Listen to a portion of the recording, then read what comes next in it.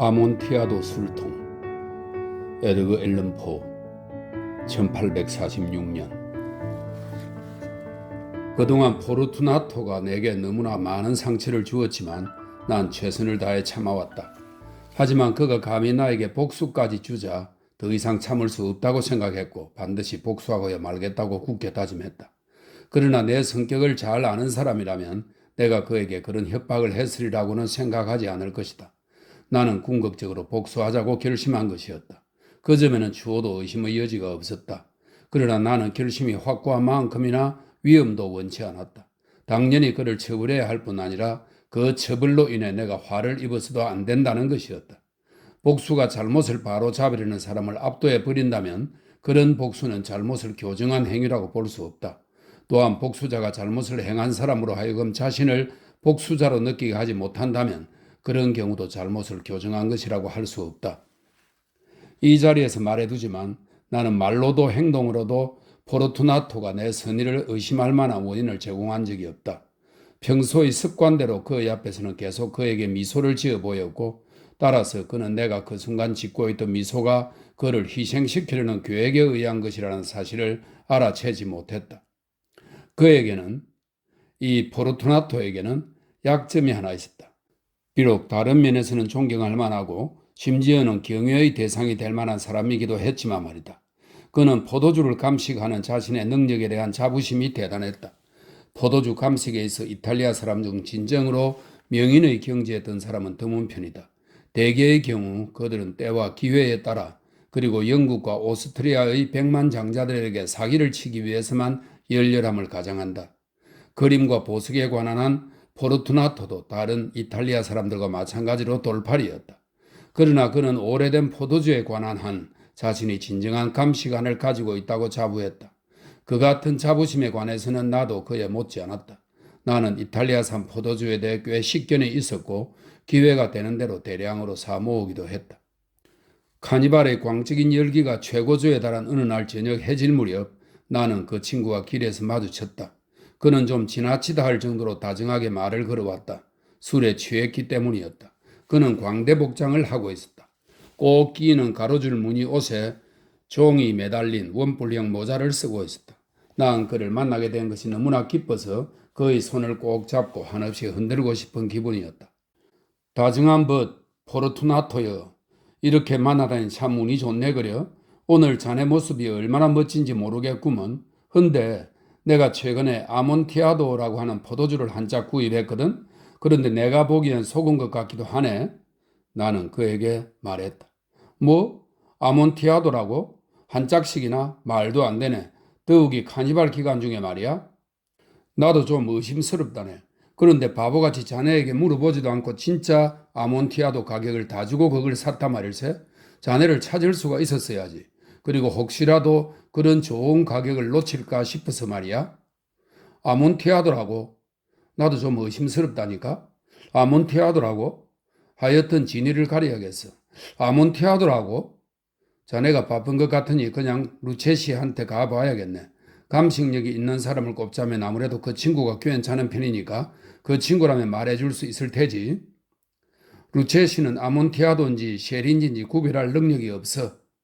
그런데도 멍청한 놈들이 그 친구의 감식력이 자네의 수준과 같다고 장담하던데 말이야. 잔말 말고 어서 가세. 어디로 말인가? 자네 집 지하실이지 어디긴 어딘가? 아이고 괜찮네. 자네가 사람이 좋다고 내가 그러면 되겠나? 자네 볼 일이 있었던 것 같은데 루체시에게. 나 볼 일 없네. 어서 가세. 아니 그게 아니라 실은 자네 볼 일 때문이 아니고 자네가 감기에 심하게 걸린 것 같아서 말이네. 우리 집 지하실은 너무 습해서 견디기 힘들 정도거든. 게다가 질산 칼륨으로 가득 차 있다네. 어쨌든 잠만 말고 가보세. 그까지 감기 따위 정말 아무것도 아니라고. 아몬티아도라니. 자네가 속은 게 틀림없어. 그리고 루체시로 말할 것 같으면 그 친구는 아몬티아도와 쉐리도 구별 못한다고? 포르투나토는 그렇게 말하면서 내 팔을 잡아 끌었다. 그리하여 나는 검은 비단 가면을 쓰고 망토를 단단히 여민 뒤 나를 서둘러 잡아끄는 그를 따라 못 이기는 척 집으로 향했다. 집에는 하인이 한 명도 남아있지 않았다. 때가 때이니만큼 모두 카니발을 즐기러 나가고 없었다. 나는 집에서 나오기 전에 그들에게 내가 아침이나 되어야 돌아올 예정이라고 말하면서 그동안 집에서 한 발짝도 나가지 말라고 분명히 명령해 두었다. 그렇게 명령하는 것이야말로 내가 등을 돌리자마자 그들이 일제히 사라지게 하는 확실한 지름길임을 잘 알았기 때문이다. 횃대에서 횃불을 2개 꺼내 그중 하나를 포르투나토에게 건넨 다음 고개를 숙이고 몇몇 방을 지나 지하실에 이르는 아치 길로 그를 인도했다. 나는 그에게 조심히 따라오라고 하면서 길고 구불구불한 계단을 앞장서서 내려갔다. 마침내 우리는 계단 아래 도착해서 몬트레소르 집안 지하 묘지의 축축한 바닥에 함께 서 있게 되었다. 포르투나토는 걸음걸이가 불안전했고 따라서 그가 한 발짝 한 발짝 내디딜 때마다 그의 모자에 달린 방울이 딸랑딸랑 소리를 냈다. 술통은? 그가 말했다. 더 들어가야 있네. 그런데 이 지하 동굴의 벽에서 빛나는 새하얀 거미줄을 좀 보게. 내가 말했다. 그는 나를 향해 돌아선 뒤 술 취한 사람답게 눈물이 반짝이는 탁한 2 눈동자로 내 눈을 들여다보았다. 질산칼륨이라고 했나? 마침내 그가 물었다. 그렇네, 질산칼륨일세. 자네 이렇게 기침을 한 지 얼마나 되었나? 콜록콜록콜록, 콜록콜록콜록, 콜록콜록콜록, 콜록콜록콜록, 콜록콜록콜록. 불쌍한 친구는 몇 분 동안 대답조차 하지 못했다. 이까짓 것 아무것도 아닐세. 마침내 그가 말했다. 이리 오게. 나는 단호하게 말을 이었다. 돌아가세. 자네 건강이 더 중요해. 부유한 데다 존경과 찬탄과 흠모를 함께 받고 있는 몸 아닌가? 한때 나도 그랬던 것처럼 행복하게 살고 있고 우리가 이럴 수 없는 사람이자는가. 나야 뭐 별 볼 일 없는 사람이지만 돌아가세. 자네가 병에 걸리면 내가 책임질 수도 없는 일 아닌가? 게다가 루체시도 있고. 그만하게. 이까지 기침 아무것도 아니라니까. 기침이 죽을 병은 아니지 않은가. 난 기침 때문에 죽지 않네. 맞는 말일세. 그리고 뭐 사실 자네한테 쓸데없이 겁을 주리는 건 아니었네. 그렇지만 최대한 조심하는 게 좋을 것이네. 이 매독산 약주를 한 잔 마시면 지하실에 도끼 따위는 아무것도 아니겠지. 나는 그렇게 말한 뒤 포도주 보관용 선반에 일렬로 나란히 얹힌 똑같은 모양의 병 하나를 들어 마개를 땄다. 마시게나. 내가 그에게 포도주를 건네주며 말했다. 그는 음흉하게 미소를 지으며 입으로 술병을 가져갔다. 그는 잠시 멈추었다가 나를 향해 친근한 태도로 고개를 끄덕였고 그의 모자에 달린 종이 딸랑딸랑 소리를 냈다. 우리를 둘러싼 묘지에 잠든 고인들을 위해 마시겠네? 그가 말했다. 그리고 난 자네의 장수를 위해서 마시겠네. 그가 다시 내 팔을 잡았고 우리는 계속해서 걸어나갔다. 지하 동굴이 무척 크구먼. 그가 말했다. 몬트레소르 집안은 한때 식구가 많고 번창한 집안이었지. 내가 대답했다. 자네 집안의 문장이 뭐였는지 생각이 안 나는데. 담청색 배경에 거대한 황금빛 발이 그려진 것이라네. 꼿꼿이 서 있는 뱀을 그 발로 짓밟고 있는데 그 뱀의 똥니가 발 뒤꿈치를 꽉 깨물고 있지. 제명은 뭐지? 나를 범한 자는 누구든 처벌을 면치 못하리라. 멋지군. 그가 말했다. 포도주가 그의 눈 속에서 반짝반짝 빛났고 모자의 방울이 계속 딸랑댔다. 내 상상력 또한 약주와 더불어 점점 피어올랐다. 우리는 크고 작은 통과 뼈다귀가 군데군데 쌓인 긴 통로를 열어 지나 지하 묘지의 가장 깊숙한 지점에 도달했다. 나는 다시 발길을 멈추고 이번에는 단호한 손길로 포르투나토의 팔꿈치 위를 꽉 잡고 말했다. 질산칼륨이네. 보게, 질산칼륨이 더 늘어났네. 천장에 이끼처럼 매달려 있군. 우리가 지하 수면 아래로 내려온 거야. 물방울이 뼈다귀들 사이에 뚝뚝 떨어지고 있어. 이리 오게. 더 늦기 전에 돌아가세. 자네 기침. 아무것도 아니라니까. 계속 가세. 그렇지만 우선 약주를 좀 더 마셔야지. 나는 더 그라브 와인병을 따서, 이 더 그라브는 프랑스 보르도 그라브 지역에서 나는 포도주입니다. 그라브는 묘지를 뜻하므로 앞으로 일어날 일을 암시하고 있다고 하다. 이런 설명이 있습니다. 나는 더 그라브 와인병을 따서 그에게 건넸다. 그는 그 병을 단숨에 비웠다. 그의 눈은 격렬한 빛으로 번뜩였다. 그는 웃음을 터뜨리면서 내가 이해할 수 없는 요란한 몸짓으로 병을 공중으로 던져 올렸다. 나는 놀라서 그를 바라보았다. 그는 같은 동작, 그 기괴한 동작을 반복했다. 자네, 이게 무슨 동작인지 모르나? 그가 물었다. 모르겠는걸? 내가 대답했다. 그렇다면 자네는 단원이 아니군. 무슨 말인가? 자네가 프리메이슨 단원이 아니란 말일세? 아니, 맞아. 자네가 말도 안 돼. 프리메이슨이라니? 프리메이슨이라니까? 암호를 보여주게. 이게 바로 그 암호일세. 망토 자락 속에 감춰뒀던 흑손을 꺼내 보이며 내가 대답했다. 여기 설명이 있습니다. 프리메이슨은 영국 석공들의 조직에서 기원해 점차 가톨릭에 반해 종교, 정치적 자유를 추구하는 사람들의 비밀 결사 조직으로 발전한 단체인데요. 프리메이슨 단원의 비밀 암호를 알아보지 못하는 몬트레소르를 두고 포르투나토가 프리메이슨 단원이 아니라고 하자 몬트레소르는 암호로 진짜 석공들이 사용하는 흑손을 보여준 것이다. 이런 설명이 있습니다. 내가 대답했다. 자네 농담하는구먼. 그가 몇 발짝 물러서며 외쳤다. 아무튼 아몬티아도를 시험하러 가시나. 그렇게 하세. 나는 흑손을 망토 속에 도로 집어넣은 뒤 다시 그를 향해 내 팔을 내밀었다. 그의 몸이 내 팔에 무겁게 실렸다. 우리는 아몬티아도를 향해 계속 전진했다.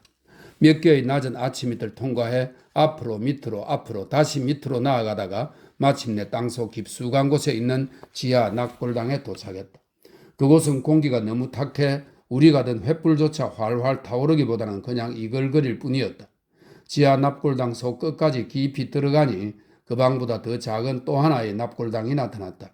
파리에 있는 거대한 납골당처럼 그곳에도 해골이 머리 위 천장에 닿을 정도로까지 수북이 벽면을 따라 쌓여 있었다. 이 내밀한 묘지의 3면이 모두 그런 식으로 장식되어 있었다. 네 번째 벽에는 뼈들이 무너져 내려 바닥 여기저기에 제멋대로 수북이 쌓여 있었고 그중 한 곳에는 상당히 큰 무더기가 있었다. 뼈가 무너져 내리는 바람에 우리는 그 벽 쪽으로 가로 세로 1m, 높이 1m 정도의 또 하나의 내밀한 지하방이 있다는 것을 알 수 있었다. 이 방은 의도적으로 만든 것이라기보다는 지하 묘지의 천장을 받치는 두 기둥 사이의 공간 뒤쪽에서 그 두 기둥을 연결하는 단단한 화강암 벽들 중 하나에 의해 이루어진 것처럼 보였다.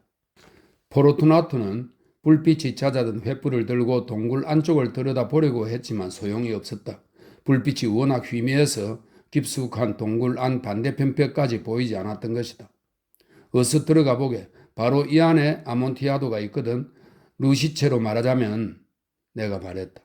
그놈은 멍텅구리 바보일세. 그는 내 말을 막으면서 비틀비틀 발을 내디뎠고 나는 그의 뒤를 바짝 따라갔다. 그는 곧바로 그 골방의 끝에 도착했는데 바위가 앞을 가로막고 있는 것을 보고 어리둥절한 채 멍하니 서 있었다. 다음 순간 나는 그를 화강암으로 된 벽에 결박시켰다. 화강암 표면에는 가로로 60cm 정도 간격을 두고 철못 두 개가 나란히 박혀 있었는데 그 철못 하나엔 짧은 사슬이 다른 하나엔 맹꽁이 자물쇠가 늘어떨어져 있었다. 나는 순식간에 사슬을 던져 그의 허리 주변에 두른 뒤 자물쇠를 채웠다. 그는 너무 놀란 나머지 전혀 저항하지 못했다. 나는 열쇠를 자물쇠에서 얼른 빼낸 뒤 그 구석방을 빠져나왔다. 손을 벽에 대보게. 분명 질산 칼륨이 만져질 걸세. 그렇네. 정말 습한 곳이지. 되돌아 나가자고 다시 한번 간청하네. 싫다고? 그렇다면 할 수 없이 자네를 여기 놔두고 가야겠군. 하지만 그러기 전에 우선 최선을 다해서 자네를 돌봐줘야겠네. 내가 말했다. 아몬티아도. 그 친구는 아직 충격에서 벗어나지 못한 채 외쳤다. 맞네. 아몬티아도일세. 내가 대답했다. 그렇게 말하면서 나는 앞서 언급했던 뼈 무더기 속을 손으로 급하게 헤쳤다. 곧 거기서 상당량의 건축용 돌과 회반죽을 끄집어내었다. 그리고 그 돌들과 반죽, 내가 들고 간 흑손을 이용해서 부지런히 벽을 쌓아 그 구석방의 입구를 막아 나갔다. 내가 벽의 첫 번째 단을 완성하자마자 곧 포르투나토가 술에서 거의 깨어났다는 사실을 알 수 있었다. 그 첫 신호는 구석방 깊은 곳에서 들려오는 낮은 신음소리였다. 분명 술 취한 사람의 소리는 아니었다. 이어서 길고 고집스러운 정적이 흘렀다. 나는 두 번째 단, 세 번째 단, 그리고 네 번째 단을 쌓아 올라갔다. 사슬이 난폭하게 흔들리는 소리가 귀에 들려왔다. 그 소음은 몇 분 동안 이어졌는데 그 몇 분 동안 나는 하던 일을 멈추고 뼈 무더기 위에 주저앉아 그 소리를 음미했다. 마침내 쇠사슬이 들컹거리는 소리가 그쳤고 나는 다시 흑손을 들어 다섯 번째, 여섯 번째, 그리고 일곱 번째 단을 재빨리 쌓아 올렸다. 벽은 이제 거의 내 가슴께까지 올라왔다. 나는 다시 벽돌 쌓기를 멈추고 방금 쌓아 올린 벽 위로 횃불을 들어 올려 구석방 안에 있던 그 친구 머리 위로 희미한 빛을 보내주었다. 사슬에 묶인 희미한 형체의 목에서 크고 사나운 고함 소리가 갑작스레 터져나와 길게 이어졌는데 그 소리로 인해 내가 뒤로 확 밀려난다는 느낌까지 받았다. 아주 잠깐 동안이었지만 난 망설였고 떨기까지 했다. 차고 있던 칼집에서 단도를 꺼내 그것으로 구석방 주변 벽을 더듬었다. 그러나 다음 순간 정신을 차리고 안도의 한숨을 내쉬었다. 지하 묘지의 단단한 벽에 내 손을 얹자 만족감이 느껴졌다. 나는 다시 벽으로 다가갔다. 그리고 그의 아우성 같은 고함 소리에 대고 막고함을 쳤다. 그와 똑같이 소리를 지르면서 그의 아우성에 한몫 보탠 셈이었다. 심지어는 한술 더 떠서 더 크고 더 거센 소리로 고함을 지르기까지 했다. 그렇게 하니까 그의 아우성 소리가 잦아들었다. 이윽고 자정이 찾아왔고 내 과제도 끝나갔다. 나는 8번째, 9번째, 10번째 단을 완성시켰다. 그런 뒤 마지막 11번째 단의 일부를 마쳤다. 단 하나의 벽돌만을 끼워 넣어 회로 발라버리면 끝나는 순간이었다. 벽돌의 무게 때문에 낑낑대면서 들어올려 그 일부를 빈자리에 끼울 수 있었다. 그러나 바로 그 순간 구석방에서 낮은 웃음소리가 들려나와 내 머리카락을 곤두서게 했다. 웃음소리에 이어 존귀하신 포르투나토 나으리의 목소리라고 보기 어려울 정도로 구슬픈 목소리가 그곳에서 새어나왔다. 그는 이렇게 말하기 시작했다. 하하하, 히히히. 참으로 익살스러운 장난이군. 아주 기막힌 농담이야. 앞으로 내 성에서 이 일을 두고 참 많이 포복절도하게 될 걸세. 히히히. 포도주를 마시면서 말이야. 히히히. 아몬티아도 포도주를. 내가 말했다. 히히히 히히히. 그렇네. 아몬티아도 포도주를 마시면서 말이야. 그렇지만 밤이 너무 깊지 않았나? 성에서 우리를 기다리고 있지 않을까? 내 아내와 사람들이. 그러니 어서 돌아가도록 하세. 그러세. 어서 돌아가도록 하세. 신의 자비를 위해서 제발 그렇게 하세. 몬트레소르. 그러세. 신의 자비를 위해서 그렇게 하세. 그러나 이 말에 대한 대답을 들으려고 귀를 기울여 보아도 안에서는 아무런 대꾸가 들려오지 않았다. 나는 더는 참지 못하고 큰 소리로 그의 이름을 불렀다. 포르투나토. 대답이 없었다. 나는 다시 불렀다. 포르투나토. 여전히 아무 대답도 들려오지 않았다. 나는 벽돌 사이에 구멍으로 횃불을 집어넣어 그것을 안쪽으로 떨어뜨렸다. 그에 대한 반응으로 들려온 것은 방울이 딸랑거리는 소리뿐이었다. 나는 멀미를 느꼈다. 그 지하 묘지에 찬 습기 때문이었다. 나는 서둘러 작업을 마무리 지었다. 마지막 벽돌을 제자리에 완전히 밀어넣고 회를 발라 막았다. 그리고 낡은 뼈 무더기를 새로 지은 벽에 기대어 쌓아 올렸다. 그 후 반세기 동안 어떤 인간도 그 뼈 무더기에 손을 대지 않았다. 부디 평화롭게 잠드시기를.